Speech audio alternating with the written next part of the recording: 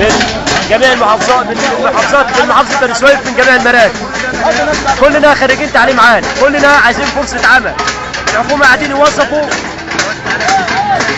قاعدين يوظفوا يدوا يرفع رواتب الموظفين وما بيبصوش على البطاله.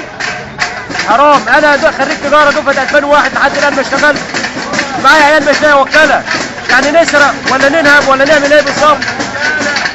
هي دي المشاكل بتاعت الناس. بدل ما يعلي في الموظفين ويدوهم رواتب اعلى، يشيل الراتب بتاع الموظفين العاليه دي ويديها للناس الغلابه دي. البطاله دي، بصوا على البطاله، الناس اللي مش لاقيه تاكل. يرضي مين ده؟ في حد نزل واتكلمتوا معاه؟ في حد؟ المحافظ ما بينزلش، المحافظ قاعد في مكتبه وما بيتحركش، قاعد في التكييف ولا يداري بالمشاكل بتاع الناس.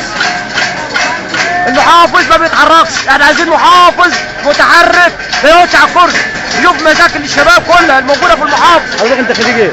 انا خريج تجاره دفعه 2001، كليه تجاره 2001. حرام والله.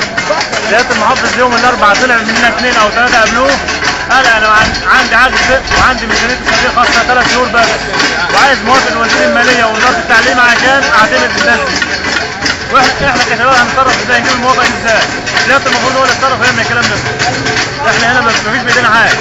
يعني هو بيقول للناس اللي دخلت مننا في 4200 فرصه عمل، عجز عندي في التربيه والتعليم، وعندي ميزانيه الصناديق الخاصه شغالهم 3 شهور. عايز اعتماد من وزاره الماليه ووزاره التربيه والتعليم ان هم يشيلوكم بعد ال3 شهور. احنا مش هنعرف نجيب الاعتماد ده، مش هنعرف نوصل. ودلوقتي النهارده الشباب دي كل التخصصات وجميع الكليات وكل الناس دي مؤهلات عليا. حضرتك خريج يا شيخ؟ انا خريج ليسانس اداره 2003 قسم علم نفس. جميع زمايلي قسم علم النفس الدفعات اللي بعد واللي قبل كله اشتغل. كل الناس اشتغل، اخصائيين نفسيين اشتغلوا من 2 والمدرسين اشتغلوا. انا خريج 2003 رحت اكمل 10 سنين. كل الناس دي اللي 2002 ولا 2001 ولا 2003 كل الناس دي طالباه فرصه عمل عشان نعرف نعيش. احنا يعني لا هنسرق ولا نقتل ولا نجيب فلوس منين؟ كنا شغالين في المعمار، دلوقتي مش لاقيين شغل في المعمار. شغل المعمار مش لاقيين.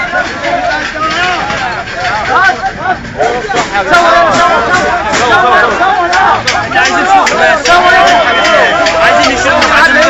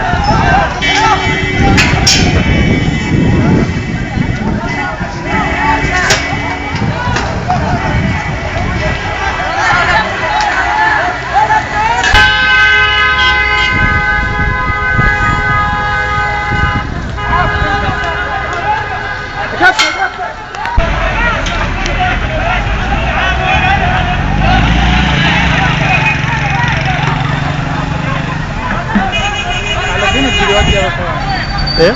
الفيديوهات دي على فين؟ يوتيوب وفيسبوك. يوتيوب وفيسبوك.